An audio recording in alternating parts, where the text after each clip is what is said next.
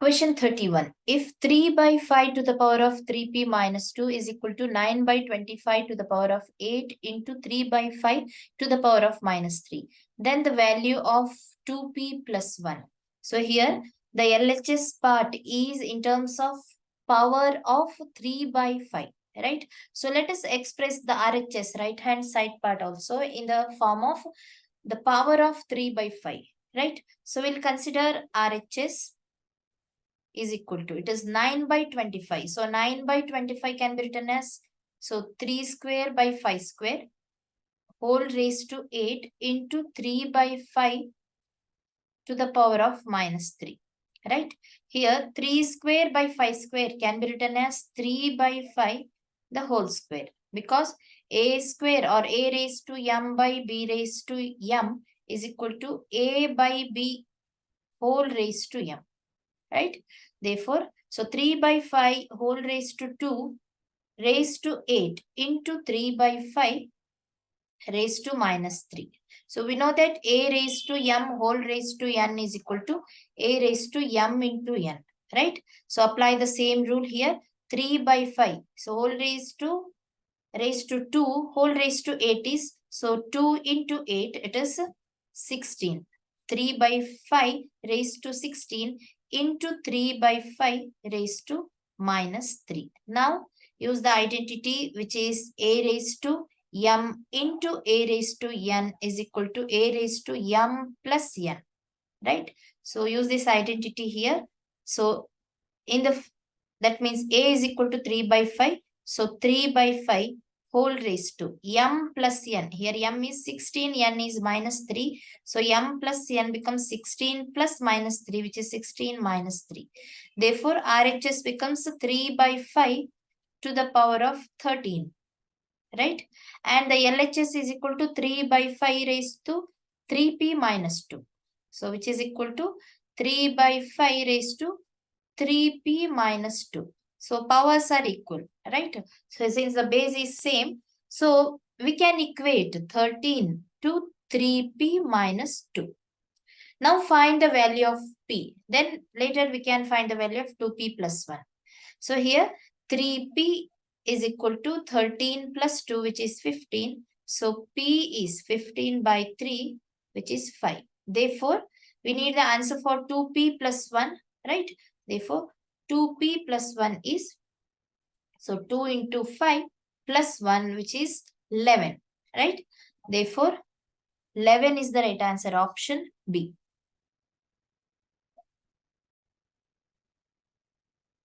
Question 32. 4 different bells ring at intervals of 6 seconds, 8 seconds, 12 seconds, and 18 seconds respectively. If these bells ring together at 9 a.m., then at what time they will ring together again? Here, 4 bells ring at an interval of 6, 8, 12, and 8 seconds respectively. So let us consider the timings here. So if we take the LCM of these timings, so 6 seconds, 8 seconds, 12 seconds, and 18 seconds. So the LCM gives the time at which all the 4 bells ring together, right? So that means, so let us consider the LCM first. So 6, 8, 12, and 18. So it is directly 72, right? So we can, otherwise you can go to the prime factorization method. So to find the LCM, so it goes like this. We will start with 2. So 2 into 3, 6, 2 into 4, 2 into 6, and 2 into 9. Again, we'll take 2, 2 into 2, 2 into 3. Now again 2 into 1. Now start with 3, 3 into 1 and 3 into 1, and 3 into 3 is 9. So 3 into 1. Therefore, LCM of these 4 numbers. So here LCM of, so 6, 8, 12, and 8 is 2 into 2 into 2 into 3 into 3, right? Therefore, LCM is 2 into 2 into 2 into 2, only 3 2s, right? So 3 into 3, right? So 2 into 2, 4 into 2, 8, 8 into 3, 24 into 3, 72. So 72 is the LCM of 4 numbers. So if 72 is the LCM, right? So at this time, so at 72nd second, right? 72nd second, all the four bells ring together. That means the first bell, right? So which rings at 6-second interval. So 72 second means, so 12 into 6 is 72. Therefore, for the first bell, so it is the 12th bell or 12th ring, right? For the first bell, which rings at 6th second. So for first bell, so 72 second will be the 12th ring, right? So the first ring at 6 second, second ring at 12 second, third ring at 18 second, like that it goes, right? For the second bell, so 8 into some number is 72. So 8 into 9. Therefore, for the second bell, 7 at 72 second, right? So ninth bell, right? And for the third bell, since 12 into 6 is 72, so sixth ring will be at 72 second. I'll repeat, sixth ring will be at 72 second, right? Now for the fourth bell, since 18 into 4 is 72, so fourth ring of the fourth bell, 18 into 4. Fourth ring of the fourth bell will be 72 at 72 second. This is how it goes. Now the question is, if these bells ring together at 9 a.m., then at what time will they ring together again? So first, all the four bells ring at 9 a.m., right? 9 a.m. So after 9 a.m., so at what time will they ring together again? So after 9 a.m., so after 72 seconds, so 9 a.m. plus 72 seconds becomes, so 9 a.m. So 1 minute and 12 seconds, right? 9 o'clock, 1 minute and 12 seconds. At this time, all the four bells ring together, right? Therefore, 9, 1, 12, and the time is AM, right? Therefore, option B is the right answer. At 9 o'clock, 1 minute and 12 seconds, all the four bells ring together. Option B.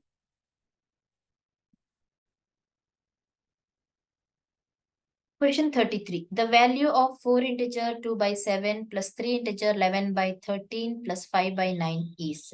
Here, convert all the mixed fraction into an improper fraction, right?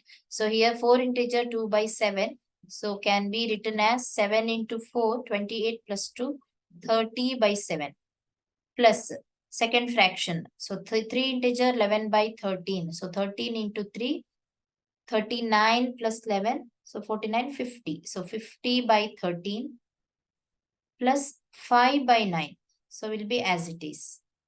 So how to solve this? By taking the LCM of 7, 13 and 9, right? So we'll take 7 into 13 into 9. So LCM of this, and the numerator of each fraction becomes, so 30 into, since denominator is 7, so multiply by 13 into 9, which is 117, right? Plus second numerator 50 into, since its denominator is 13, so leave that number and multiply the numerator by 7 into 9, right? So which is 63. Plus 5 into the product of 7 and 13, right? 91, which gives, so the denominator becomes 13 into 7 into 9. So 13 into 9 is 117 into 7. It is 819, right? So look at the numerator. So we'll focus on denominator later. So 117 into 30. So it becomes 21, 3510 plus, so 63 into 50. So 3150 plus 91 into 5. So 455. Whole divided by the product of 7, 13 and 9 is 819. Therefore, you will get 7115 by 819. So 7115, So it is not completely divisible by 819. So you can try 7115 divided by 819. So you check with 8. So 8 into 9. So 7, 15. So 6552. The remainder is 6. Yes, 563 is the remainder. Therefore, 7115 by 819 can be written as 8 integer. 8 integer 563 by 819. Right? 8 integer 563 by 819, which is option D, I think. Right? Option D. 8 integer 563 by 819.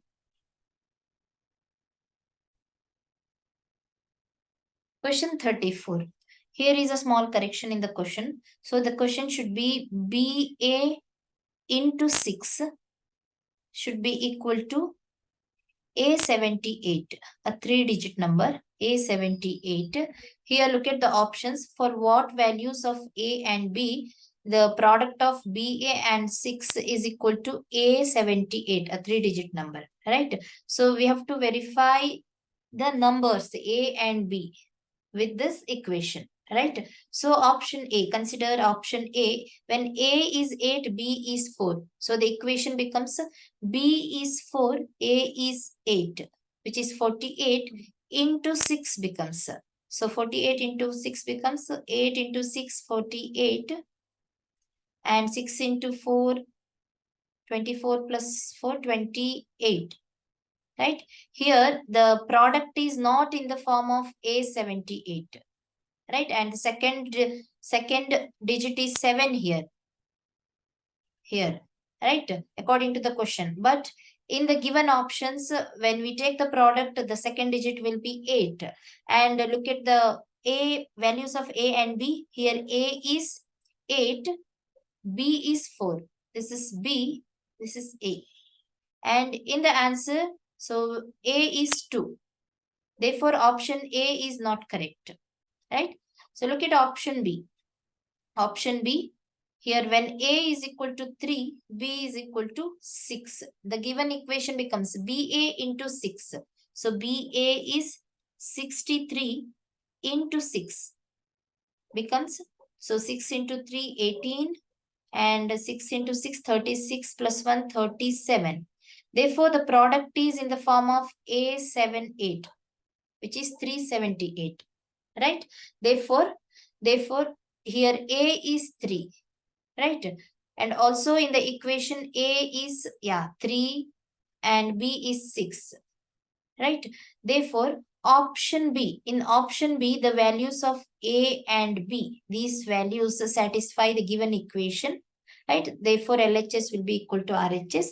Therefore, A is equal to 3, B is equal to 6 is the right answer. Option B. Question 35. Which digit will come at the ones place in the expression? Ones place means in the units place, right? Here in the given expression, so given number or expression is cube of sum of 4 numbers.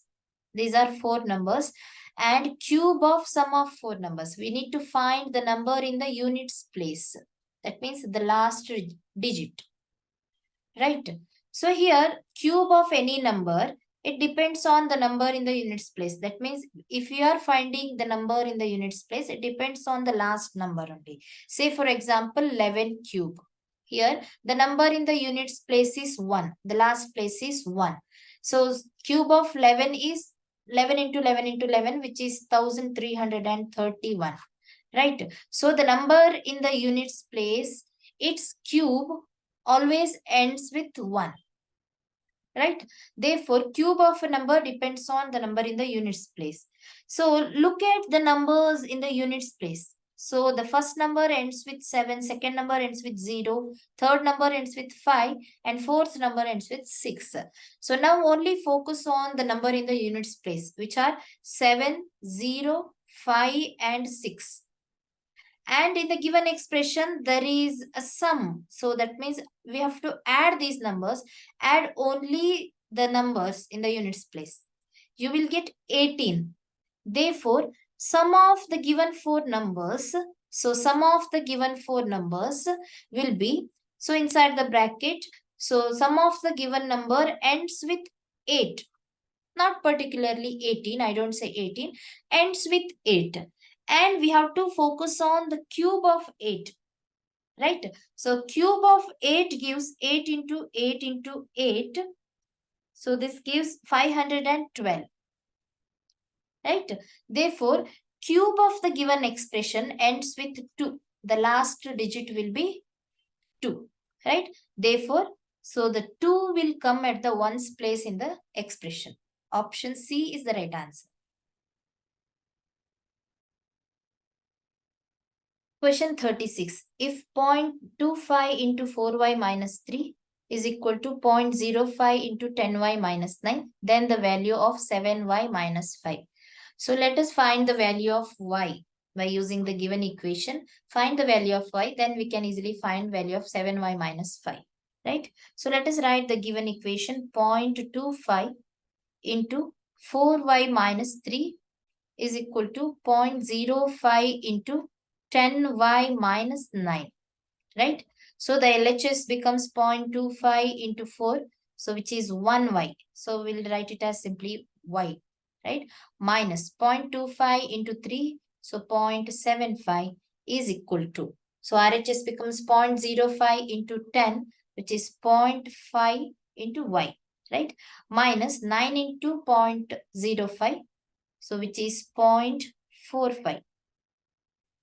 Therefore, so y minus 0.5y is equal to minus 0.45 plus 0.75. You will get 0.5y as 0.3, 0.3, or y is equal to 0.3 by 0.5, which is 3 by 5. You can convert, or it is simply 0.6, right? 5 into 6, yeah, 30. Therefore, y is equal to 0.6, but we need the value of 7y minus 5. So 7 into, so y is 0.6 minus 5. So which is 4.2 minus 5. So minus 0.8 is the right answer. Value of 7y minus 5.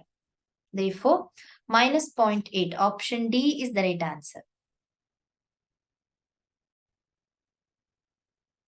Question 37. 2x square minus xy minus 3y square plus yz plus zx whole divided by x square minus y square is equal to.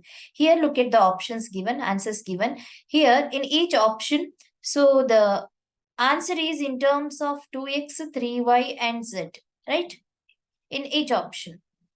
Therefore, we have to convert the numerator of the given expression in terms of 2x, 3y and z.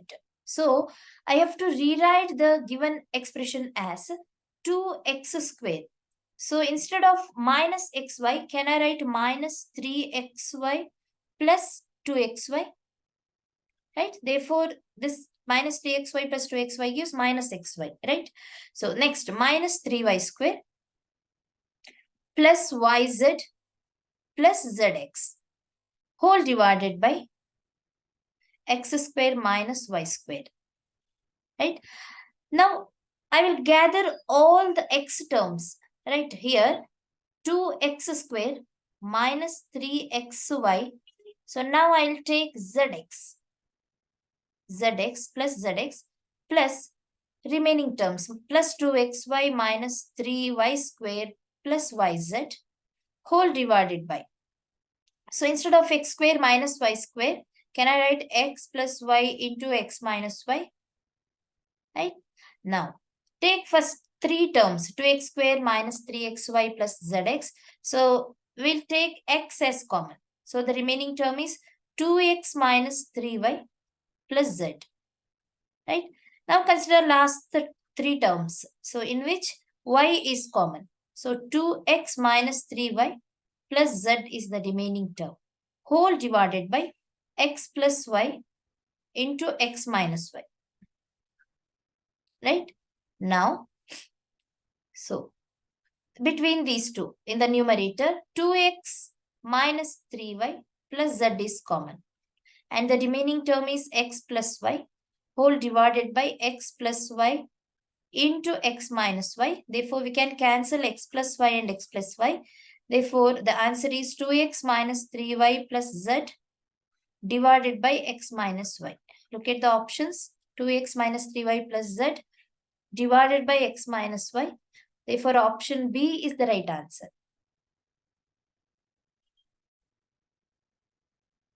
Question 38. The simple interest on a certain sum for 2.5 years at 12% per annum is 600 rupees less than the simple interest on the same sum for 4.5 years at 8% per annum. Then the sum is. Here the principal or the sum be x rupees. Here in first case, a simple interest on a sum for 2.5 years. So if the sum principal is x rupees and the time is 2.5 years, and at the rate of 12% per annum, right? If the simple interest SI1 is calculated, then the simple interest in the first case is 600 less than simple interest on the same sum. So if you consider simple interest on the same sum in the second case, so SI1 is equal to SI2 minus 600. So which is 600 less than SI2. Therefore, so in the second case, so simple interest is on the same sum, which is x rupees for 4.5 years. So T is 4.5 years and the rate is 8%. So then the sum is, we need to find the value of principal, right? So here SI1 is equal to simple interest 2 minus 600. Therefore, use the formula for simple interest. It is PTR by 100 in the first case, which is equal to PTR in the second case by 100 minus 600, right? So it is better to take T1 R1 and T2 R2, T1 R1, T2 R2, right? Now substitute the values. Here principal or the sum is x rupees into time period is 2.5 into rate of interest is 12 by 100 is equal to, so for the same sum, therefore principal is x rupees into time period is 4.5 years, rate of interest is 8 by 100 minus 600. Now simplify, you will get the value for x, which is principal, right? So now the LHS is equal to, so 2.5x into 100 into 12 by 100 is equal to, so 4.5x into 8 minus, so 60,000. By taking 100 as LCM, you will get this. So you can cancel 100 and 100 now, right? So 12 into 2.5. So 12 into 5, 60. 12 into 2, 24 plus 6, 30. So 30x is equal to, so 4.5x into 8. So you will get 36x minus 60,000. Therefore, so 36x minus 30x gives 60,000. So 6x is 60,000. Therefore, x is equal to 60,000 by 6, which is 10,000. What is x? Here x is the principal or the sum, right? Therefore, look at the question. Then the sum is x rupees, which is 10,000. Hence, option C. Question 39. If x square plus y square is equal to 106 and x minus y is 4, then the value of 1 by x minus 1 by y. So we'll take this relation. X minus y is equal to 4. X minus y is equal to 4. So let us take the square of LHS and RHS, right? So therefore, x minus y whole square is equal to 4 square, right? Therefore, so expand this. X minus y whole square is x square plus y square minus 2xy is equal to 4 square is 16. It is given that x square plus y square is 106. So minus 2xy is equal to 16. Therefore, 2xy. So 106 minus 16 is 90. Therefore, you will get xy as 45. 90 by 2, which is 45. So here we need 1 by x minus 1 by y. So if you know the value of x and y, easily directly we can find 1 by x minus 1 by y. Here x minus y is 4. X minus y is 4 and x into y is 45. Right? So the possible value of x and y are, if you take x as 9, y as 5. 9 into 5, 45. 9 minus 5 gives 4, which is x minus y. Right? Therefore, so the possible value of x is 9, y is 5. Right? Now consider 1 by x minus 1 by y. So therefore, 1 by x minus 1 by y gives 1 by 9 minus 1 by 5. Here 45 is the LCM. Then you will get 5 by 5 minus 9, which is minus 4 by 45. Right? So minus 4 by 45 is the answer. Therefore, option D is the right answer. So there is one more way to solve this. Xy is 45. Once you get xy as 45, then you will take 1 by x minus 1 by y. So we can write 1 by x minus 1 by y as, by taking LCM here of the denominators. Xy is the LCM. So numerator becomes y minus x. Right? So y minus x can be written as minus of x minus y. Right? Divided by xy. Substitute the value here. X minus y. So it is equal to 4, which is already given. And xy, just now we have calculated xy as 45. Therefore, minus 4 by 45 is the answer.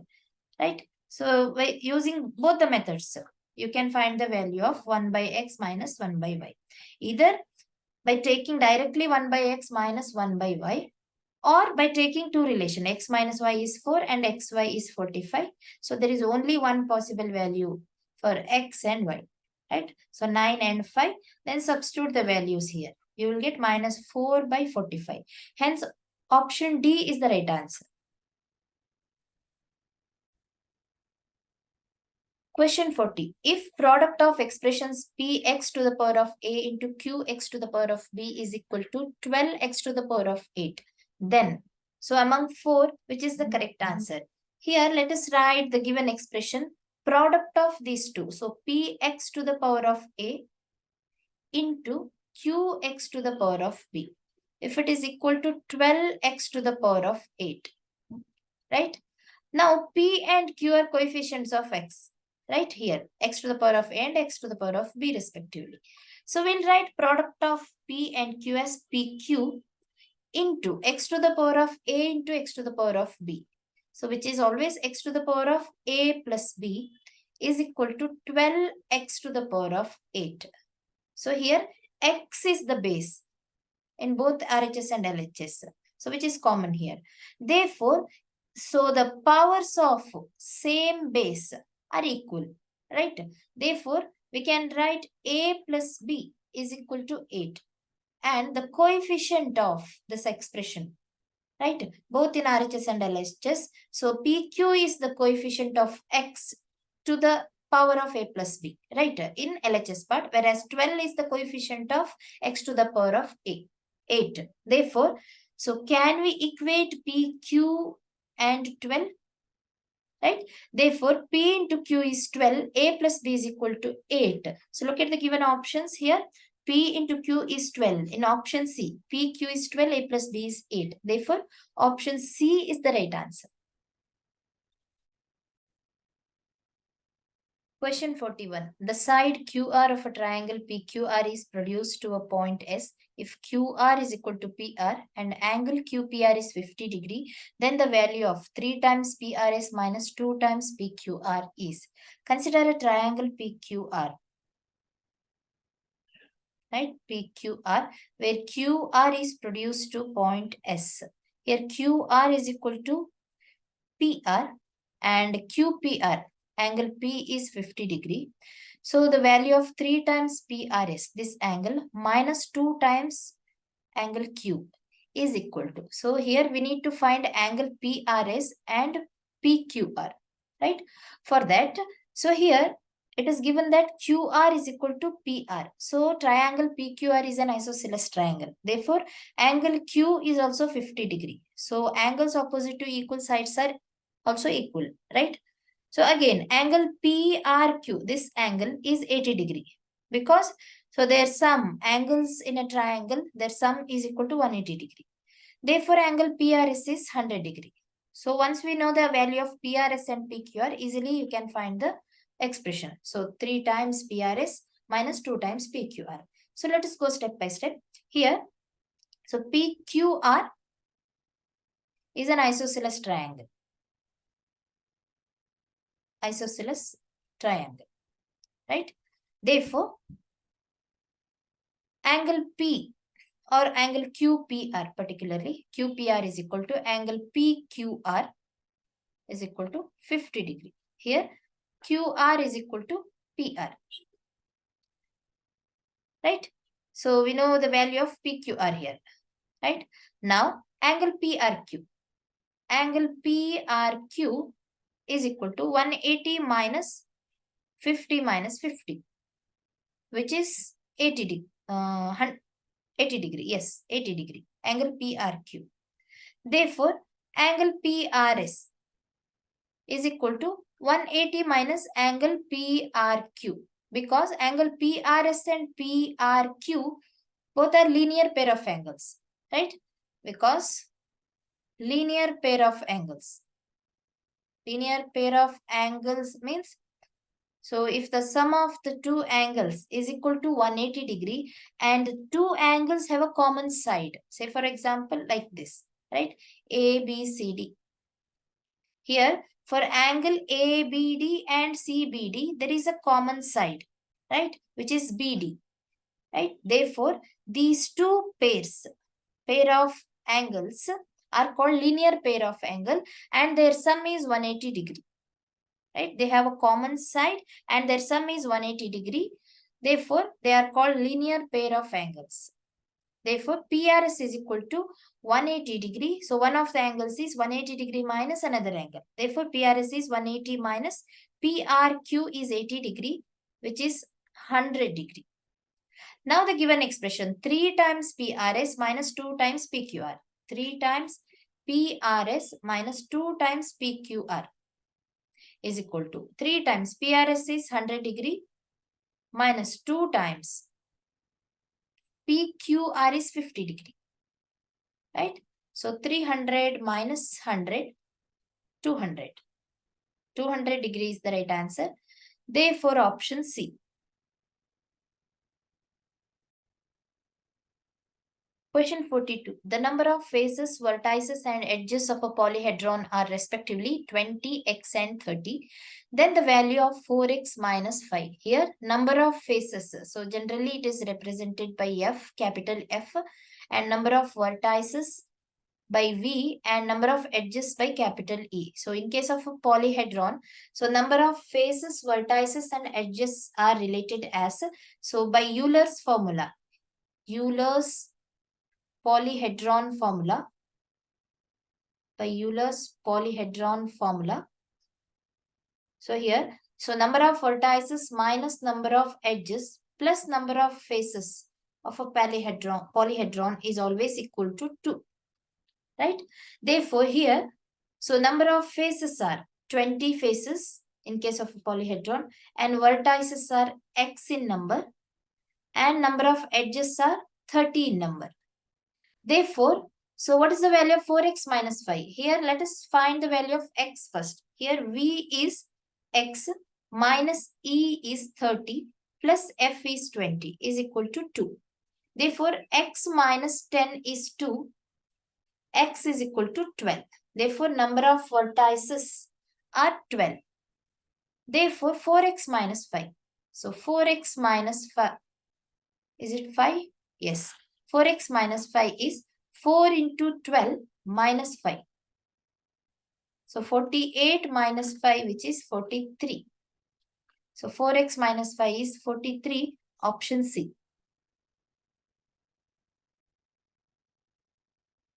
Question 43. The sum of the two alternate interior angles formed by the intersection of two parallel lines by a transversal is 140 degree.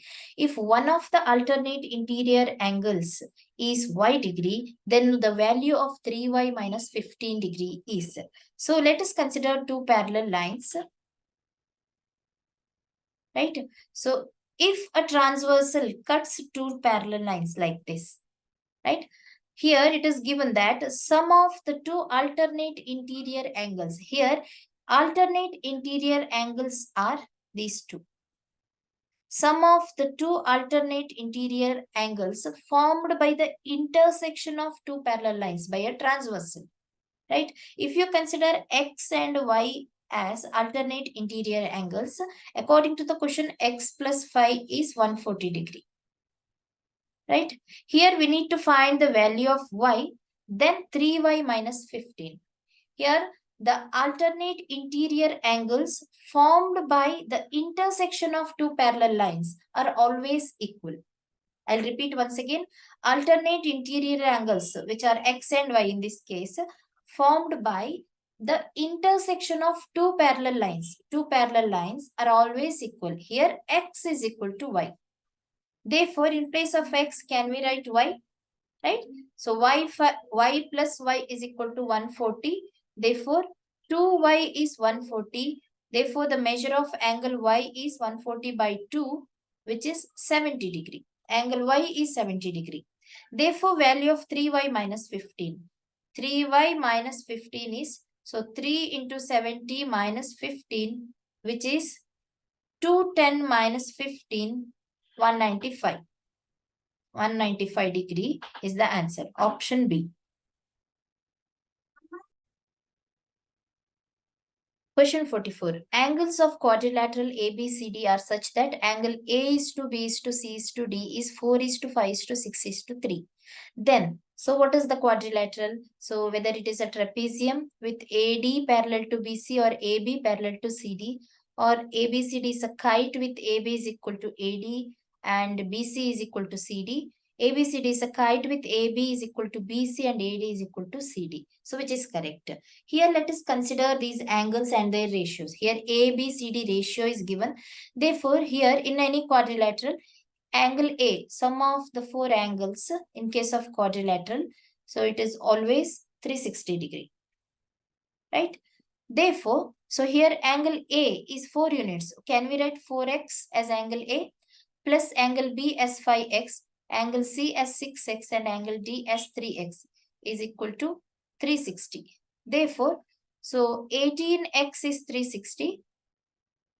Therefore, x is equal to, so 18 into 2, 20 degree. Therefore, angle A. So what is angle A? So 4x, which is 80 degree. Right? Angle B is 5x, 100 degree. Angle C is equal to 6x, which is 120 degree. And angle D, which is 3x, 60 degree. 3 into 20, which is 60 degree. So look at the angles. Angle A and B. Right? So the sum is 180 degree. And angle C and D. So the sum is 180 degree. Okay. Other than this, there is no exact relation between the any two angles, the proper relation. If you consider A and C, the sum will be 200 and B and D sum will be only 160. Therefore, so A and B are adjacent angles and their sum is 180 degree.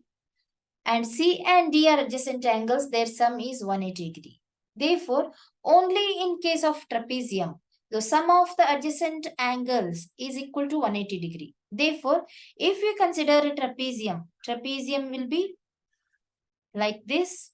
So the two sides are, opposite sides are parallel here and the other two sides are not parallel, right? If you consider A and B are two vertices, so angle A is 80 degree, angle B is 100 degree. Therefore, the sum is 180 degree. And angle C is 120, angle D is 60 degree. Say for example, right?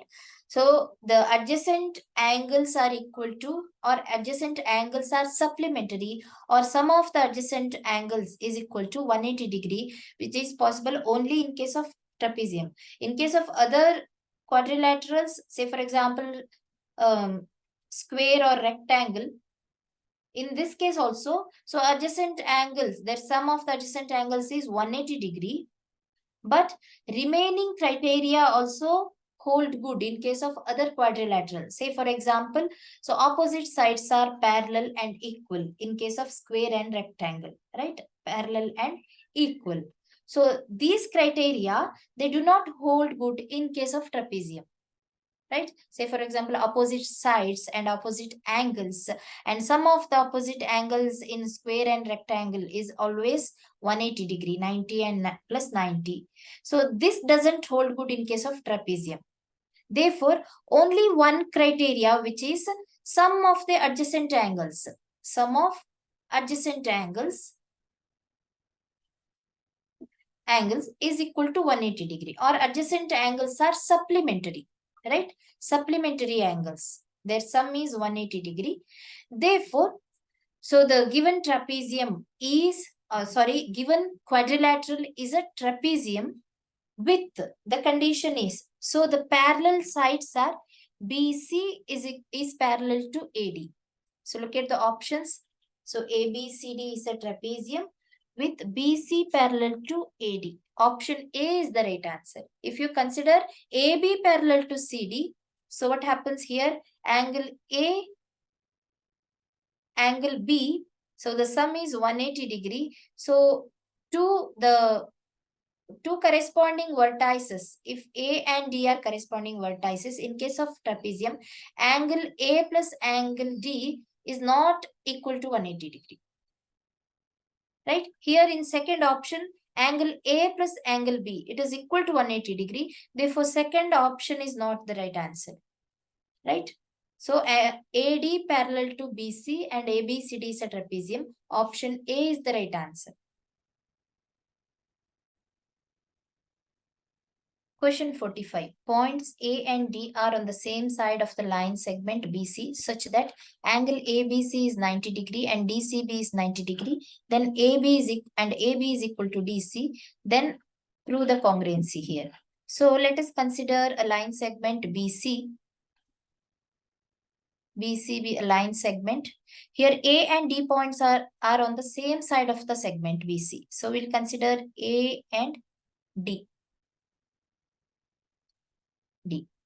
Now, angle ABC is 90 degrees. So, join the points A and B, and angle ABC is 90 degree. And DCB, join the points D and C. DCB is also 90 degree. AB is equal to DC. AB is DC. So, then prove the congruency. So, join the points AC and BD. We'll get two right-angled triangles. Right? So in ABC and DCB here, so angle ABC is equal to angle DCB. So according to the order, it is DCB, which is equal to 90 degree. And AB is equal to DC. Right? So look at the order of the vertices AB, DC. Look at the angles AB and DCB. And one more thing. Yeah, here BC is a common side. So we can take BC is equal to BC or CB. Both are same. So BC is equal to CB, common side. Common side. Therefore, we can prove the congruency. So congruency of two triangles in the order triangle ABC is congruent to triangle DCB. So by side angle side criteria. Side angle side criteria. That means sides are, so in the order AB is equal to DC. Look at the order. And angles are angle B is equal to angle C, or ABC is equal to DCB, and BC is equal to CB. Therefore, the orders are correct here. Therefore, from SA's criteria, side angle side criteria, triangle ABC is congruent to triangle DCB. Therefore, option D is the right answer. So you may ask, why can't option C?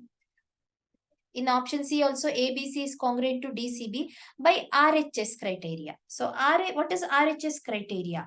So in case of RHS criteria, so in two right angle triangles. So here in RHS criteria, we have to consider two right angle triangles like this.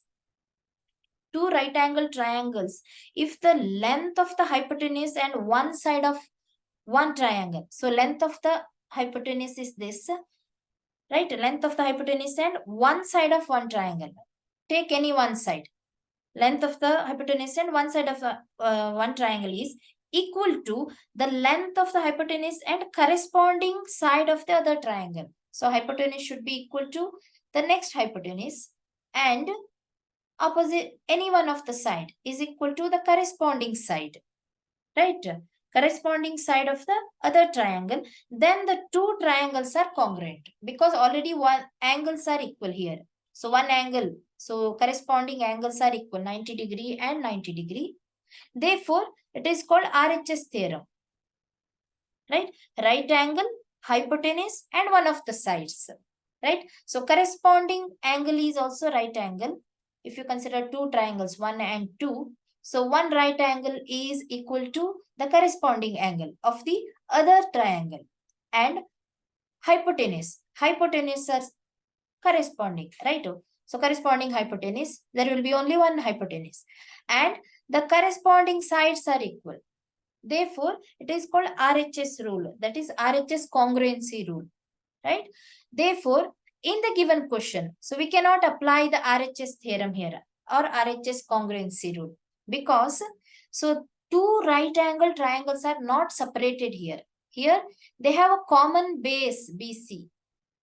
Here in RHS congruency rule, they have different bases. If you consider ABC a right angle triangle, PQ are another triangle. So here BC and QR are different bases. Therefore, so RHS congruency is applicable only for the two different right angle triangles or different bases. Whereas SAS criteria, so it is applicable even to the common base, right? Therefore, option D is the right answer. Question 46. The sum of the areas of a square of side 12 centimeter and a rectangle of length 18 centimeter is 252 centimeter square. Then perimeter of the rectangle is. Let us consider a square of length 12 centimeter or side 12 centimeter and rectangle of length 18 centimeter. Length of the rectangle is 18 centimeter. So sum of the areas. So like if you consider A1 as area of the square, A2 as area of the rectangle. So sum of the areas is 252 centimeter square. We need to find perimeter of the rectangle. For perimeter of the rectangle, we need length and breadth, right? So let B be the breadth of the rectangle. So first we need to find the breadth of the rectangle, then easily we can find the perimeter. So how to find the breadth? By using their areas. So area of the rectangle and area of the square. And the sum is given. So therefore, so area of square A1 or directly area of square plus area of rectangle. Area of rectangle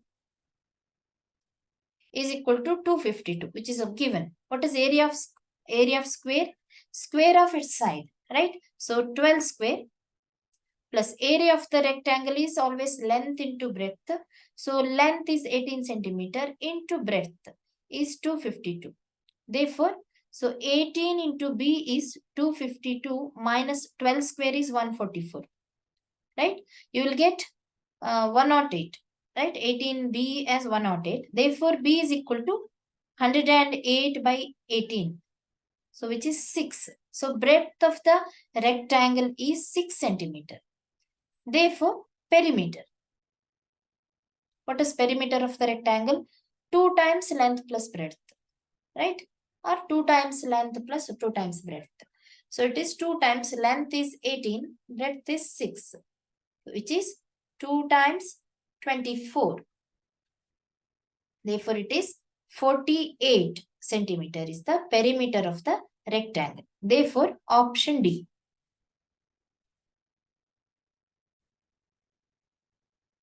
Question 47. In a trapezium ABCD with AB parallel to DC, AD is 18 centimeter, BC is 16 centimeter, CD is 22 centimeter. If the distance between AB and CD is 12 centimeter and the area of the trapezium is 252 centimeter square, then the perimeter of the trapezium is.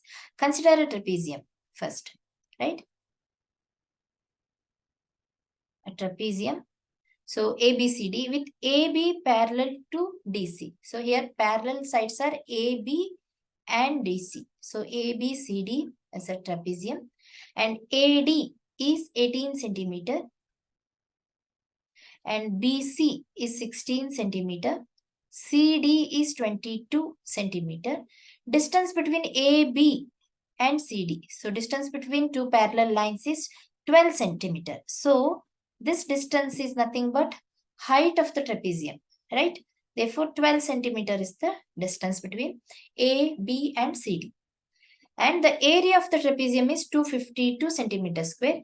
So what is the perimeter of the trapezium? Perimeter means sum of its sides, right? Here we have three sides of the trapezium. So what is the measure of AB?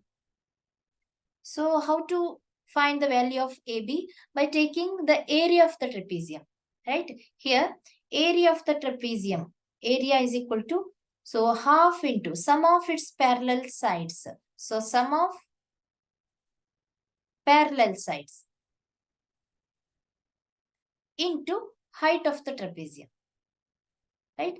So by the formula, it is half into sum of the parallel sides is AB plus CD or DC into height of the trapezium, it is given 12 centimeter. So half into AB, we need to calculate AB plus CD is given 22 into 12. So area is already given 252. So simplify, you will get the value of AB, right? So 2 into 6. So you will get, so 252 is equal to 6 times AB plus 22 into 6, it is 132, right?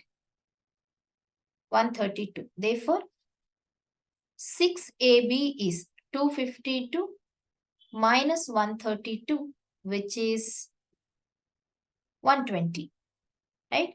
Therefore, AB is equal to 120 by 6, it is 20. So, the measure of AB is 20 centimeter. Therefore, what is perimeter of the trapezium? Therefore, perimeter,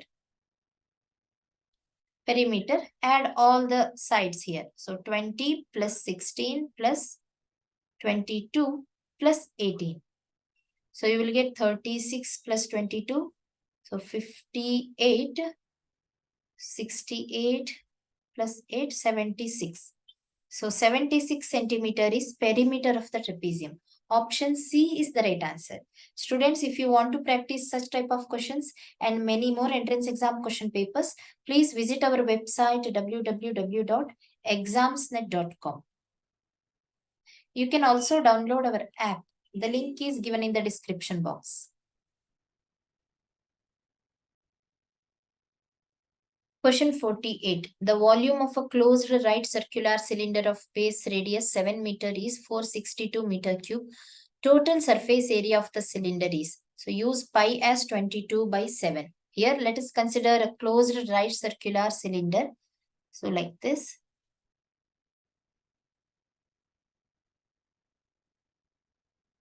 Right? Here. So the base radius is 7 meter. So consider the radius is equal to 7 meter and volume is given. So volume is equal to 462 meter cube. So we need to find total surface area of the cylinder. So for total surface area, so what is the formula? So here total surface area TSA of a cylinder is 2 pi r into r plus h. So for this we need height of the cylinder. So let h be the height of the cylinder. How to calculate h? Using the volume formula. Volume of the cylinder is equal to, so pi r square h. Pi r square h. So why it is pi r square h? pi r square is, so area of the circular base into height gives the volume, right? Therefore, it is in terms of meter cube and the formula is pi r square h, right? So, we can equate 462 and pi r square h here. So, what is pi? 22 by 7. R square is 7 into 7. Radius is given. And height we need to calculate. We can cancel 7 and 7. Therefore, height of the cylinder is 462 divided by 22 into 7. So, 7 into 6 is 42 and again 6. 7 into 66 is 462 and 22 into 3 is 66. Therefore, height of the cylinder is 3 meters. So, therefore, total surface area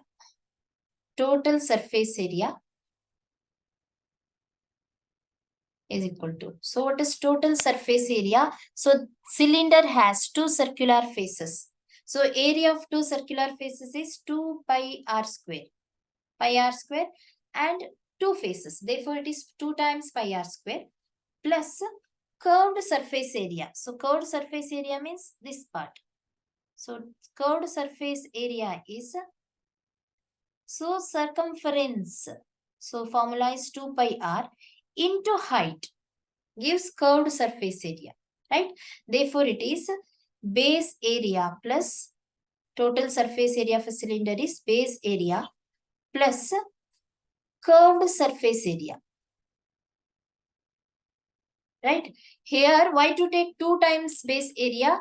Because the cylinder is closed right circular cylinder. So, two faces are closed. If one of the faces is opened, then we need to take only one base area, which is pi r square, right? Here it is a closed right circular cylinder. We need to take areas of two bases.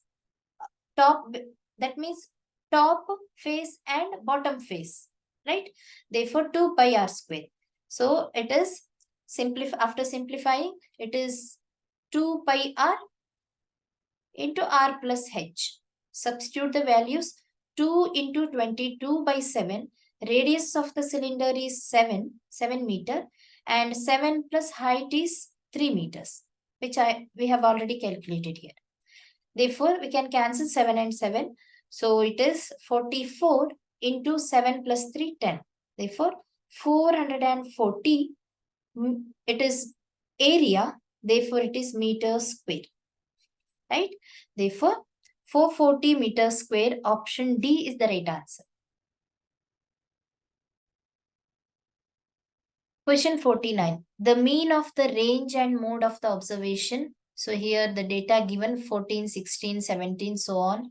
So up to it is 7 is. Here in the given observation, we need to find range and mode first. Then find the mean of range and mode. So mean of range and mode is, so range plus mode by 2.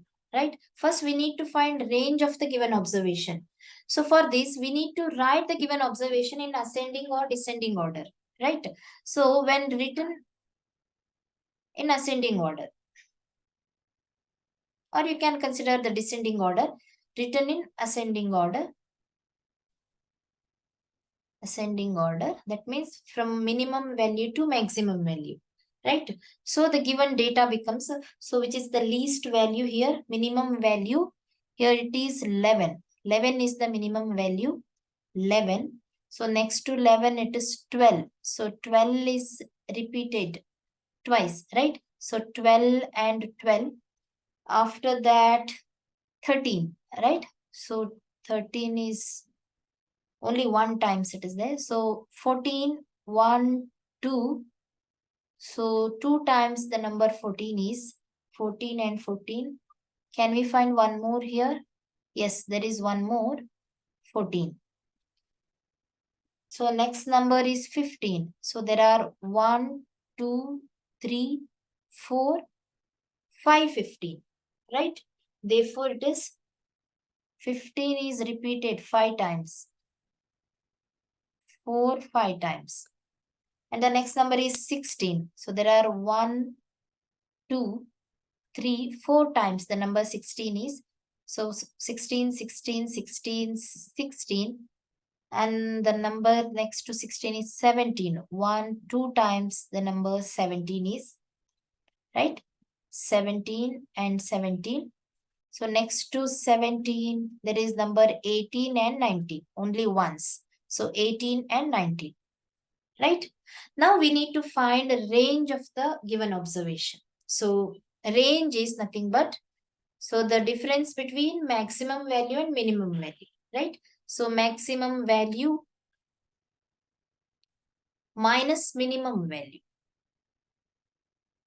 Minimum value. Therefore, the range is, so maximum value is 19 minus minimum value is 11. Therefore, 8 is the range of the given observation. And mode. So what is mode? Mode in the sense, so the number that appears most frequently in the given data. So most frequently means maximum number of times. In the given data, the number 15. So 15 appears 5 times, right? Therefore, mode of the given observation is 15, right? So which appears 5 times. Which appears maximum number of times. Therefore, mode of the given data is 15.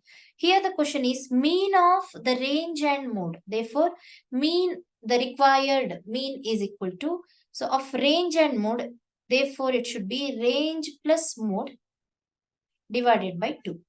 Here range is 8, mode is 15 by 2, which is 23 by 2. Therefore, it is 11.5. Am I right? 11.5. Therefore, the required answer is option B.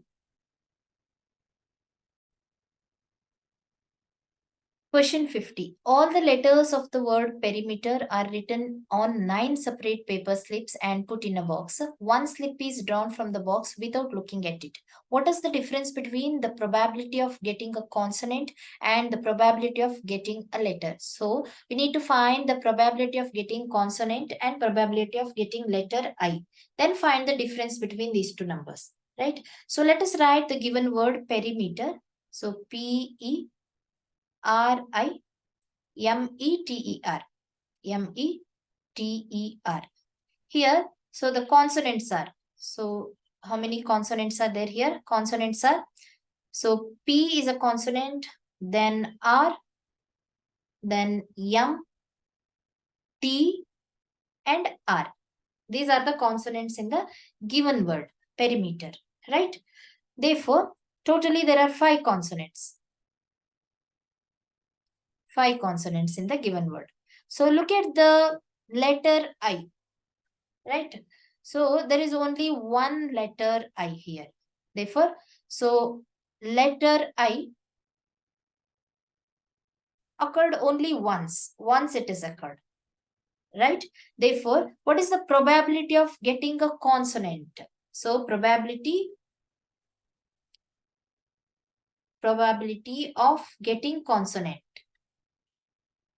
Getting consonants. From the formula, probability is number of favorable outcomes divided by total number of outcomes. In this particular case, probability of getting consonant is number of consonants. Number of consonants. Favorable outcomes are here number of consonant divided by total number of outcomes. That is total number of slips, right? There are 9 separate paper slips. Therefore, total number of slips. Number of slips. Therefore, probability of getting a consonant is, so number of consonants are 5, total number of slips are 9, right? So out of 9, there are 5 number of consonant. Probability of getting a consonant is 5 by 9. And next, probability of getting letter I. Here, so probability of getting letter I is again by the formula number of i's. There is only one I, right? So number of I is 1 and total number of slips. So that is 9. So out of 9 slips, we can get only one I. Therefore, probability of getting letter I is 1 by 9. Here the question is difference between these two probability, right? Therefore, required difference is take the greater number first. Here 5 by 9, which is greater, minus 1 by 9. Therefore, you will get 4 by 9 is the required difference, right? Therefore, 4 by 9 option B is the right answer. Question 51. Which is the most important prerequisite knowledge for the teaching and learning of monomials, binomials, and trinomials, etc. in algebra and algebraic expression? Here the options are like and unlike terms, algebraic identities, and operations of algebraic expressions, degree of variables. So here, understanding of like and unlike terms, so option A. So very important for the teaching of algebraic expression. Here, like terms, that means, say for example, x, 2x, 3x, or if you take y, then 4y, 8y, right? These are like terms. So like terms are those that have the same variable raised to the same power. Here x is raised to power 1. So here x to the power of 1, 3x to the power of 1, right? Whereas in the other example, y to the power of 1. Or you can consider x square, 12x square, or 8x square. So these are all like terms, right? So like terms are those that have the same variable raised to the same power. Then unlike terms. So we'll consider unlike terms. So we'll consider x square, 8xy, 3x square, 3y cube, 12x square y square, and 8x square, etc. So here like terms are x square, 3x square, and ax square. So three terms, they are raised to the same power. That means here, so x is raised to the power 2. Therefore, they are like terms, right? Therefore, like and so identification of like and unlike terms. So it is very important prerequisite knowledge for the teaching and learning of monomials, binomials, and trinomials, right? Therefore, option A is the right answer, whereas remaining are so algebraic identities and operations of algebraic expression, degree of variables. So will be taught in the future. That means in the teaching learning process, but in the future, right? So the most basic is like and unlike terms. Therefore, option A is the right answer.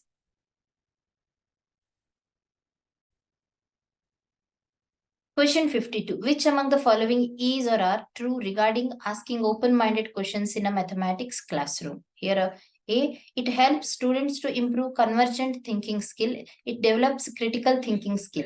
Choose the correct option. Here, so open-minded question, asking open-minded questions in a mathematics classroom is beneficial for the students as it helps them to develop their critical thinking skills. Therefore, it is B, right? So only B is true. Open-minded questions require students to think deeply and creatively about a problem or concept and come up with unique and original solutions or explanation. Therefore, so it develops critical thinking skill is the right answer. Therefore, only option B is true. That means only statement B is true.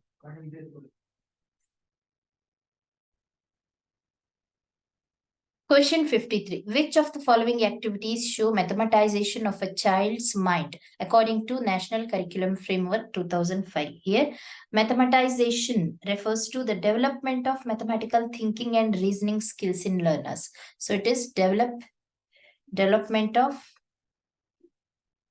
mathematical thinking. Mathematical thinking and reasoning, right? So development of mathematical thinking and reasoning skills in learners, right? So here the options are a child promptly solves mathematical problems, a child has memorized all important mathematical formulae, a child understands and make connections across concepts, a child knows all the standard algorithms of solving problems. Here, so option C. So a child understands and makes connections across concepts. So here it involves the ability to see mathematical structures and relationships in various situations and to apply mathematical concepts and procedures to solve problems. Whereas memorizing formulae, so this one second option, and standard algorithms, and even the mathematical problem solving, right? So these three, they are not necessary, but they do not necessarily indicate a deep understanding of mathematical concepts. Therefore, so on the other hand, understanding and making connections across concepts involves high order thinking skills, and it is an important aspect of mathematization. Therefore, a child understands and makes connections across concepts, right? So, which indicates so mathematization of child's mind, right? Therefore, option C is the right answer.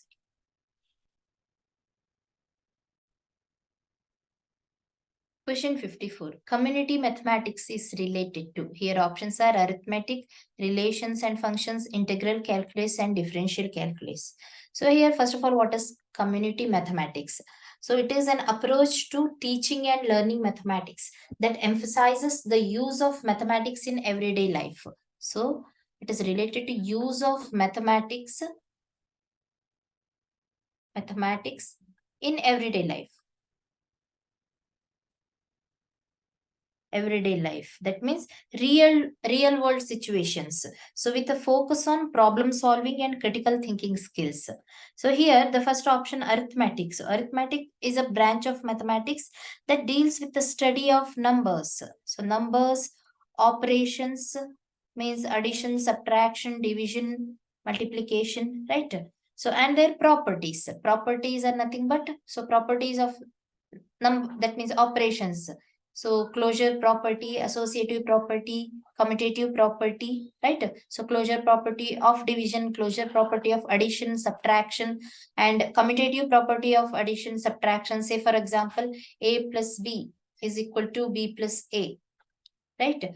And a minus b is equal to b minus a, whether this this property holds good for integers or fractions, like that, right? Therefore, so these are all the properties or branch of mathematics, particularly arithmetic. So it deals with the real world situations, right? So arithmetic is an important part of community mathematics, as it forms the basis of many everyday calculations that people encounter in their daily lives. For example, calculating grocery bills, measuring ingredients for cooking, and calculating discounts and sales tax all require arithmetic skills. Therefore, community mathematics is related to arithmetic. Option A, right? Therefore, option A is the right answer.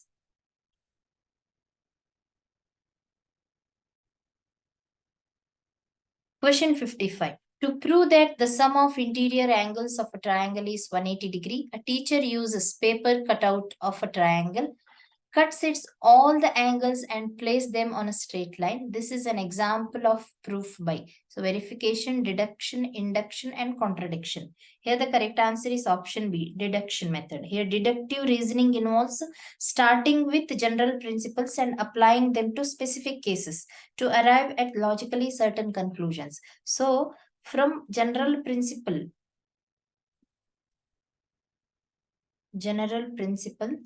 with general principles and applying them to specific cases. So in this case, so here, so sum of the interior angles of a triangle is 180-degree. To prove this, so the general principle is the fact that the sum of the interior angles of a triangle is 180-degree. So angle A plus angle B plus angle C is equal to 180-degree. So the teacher applies this principle to the specific case of a paper cut out of a triangle with its angles arranged in a straight line. So here, so paper, here teacher uses the specific case of a paper cut out of a triangle. So she cuts the paper like this and all the angles she started to measure, right? Then by doing so, the teacher deduces that sum of the angles is 180-degree. right? Therefore, so this is valid proof because it starts with a true premise and uses logical reasoning to arrive at a true conclusion. Therefore, so this is an example. So teacher uses paper cut out of a triangle and cuts all the angles and place them on a straight line. So this is an example of proof by deduction, right? Deduction method.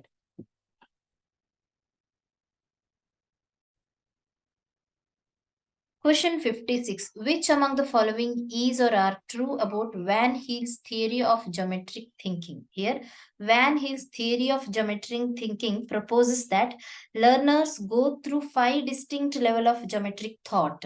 So, 5 distinct levels of geometric thought. As they progress from visual recognition of shapes to abstract reasoning about the properties of geometric figures. So here, so among the following, the second one, teaching instruction must watch students level of geometric thinking, and levels are sequential. So these two are true, right? Therefore, B and C, option B is the right answer. So the Van Hale's theory of geometric thinking, so according to this theory, the levels are sequential and students must pass through each level in the order. So it is also suggested that teaching instruction should match the student's level of geometric thinking in order to effectively promote learning. So whereas the theory does not state that the levels are age dependent. So according to first statement, thinking levels are dependent. Therefore, so the first statement is not true here, right? But it is generally assumed that learners progress through the level as they mature and develop cognitively. Here, so B and C, option B is the right answer. Teaching instruction must match students' level of geometric thinking and levels are sequential. Therefore, option B.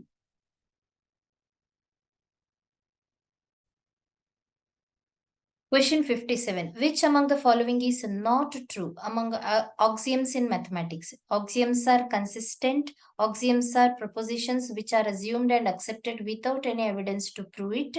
And axioms are available only in geometry. Axioms are adequate. Here, option C, axioms are available only in geometry, is not true about axioms. Here, axioms are fundamental statement. They are fundamental statements or assumptions that are accepted without proof in a given mathematical system. They are considered to be true because they are self-evident. They are self-evident or have been verified by empirical evidence. Say, for example, so axioms A plus B is equal to B plus A, right? Which is true for all the numbers, right?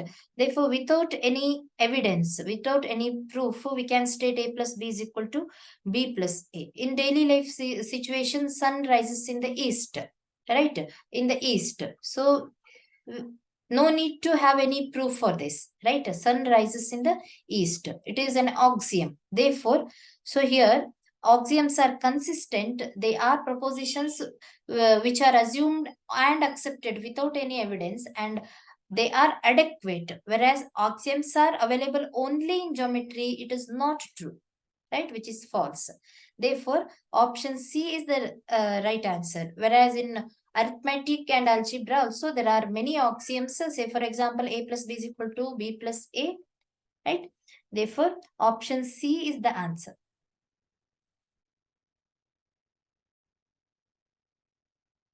Question 58. Which of the following are not the elements of computational thinking in mathematics? In the context of computational thinking in mathematics, the expression refers to the ability to express the mathematical ideas and concepts using various forms of representation such as equation, graphs, diagrams, and symbols. So here, so the which is not the element of computational thinking in mathematics is expression, right? So it involves the translation of real world problems into mathematical expressions and vice versa. So therefore, so option D is the answer.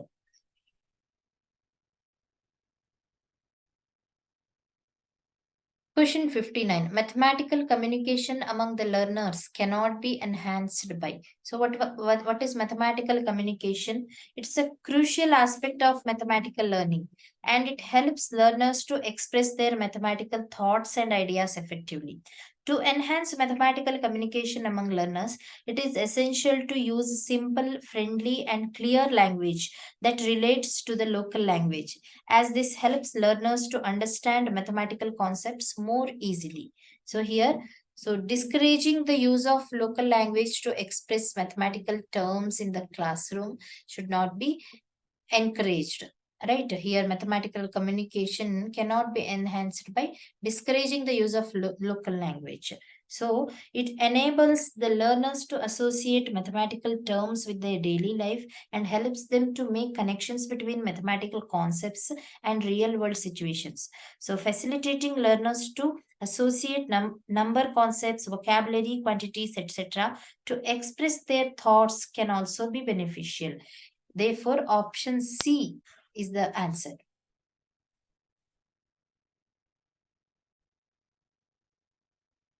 Question 60. Assessment of learning in mathematics provides the opportunity to respond to feedback for learners to improve their conceptual understanding. Which of the following most appropriately explains the meaning of the given statement? Here, feedback. So, feedback can provide learners with information about their strength and weaknesses, as well as specific areas where they need to improve their understanding.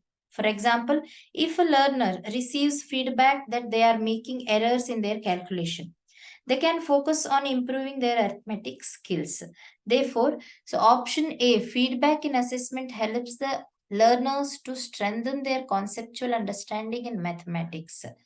Right? So it is most appropriately explains the meaning of the given statement. Right? So assessment of learning in mathematics, which is the given statement. So option A most appropriately explains the meaning of this. Right? Therefore, option A is the right answer. Students, if you want to practice more questions on pedagogy and TET maths paper, please visit our website www.examsnet.com. You can also download our app. The link is given in the description box.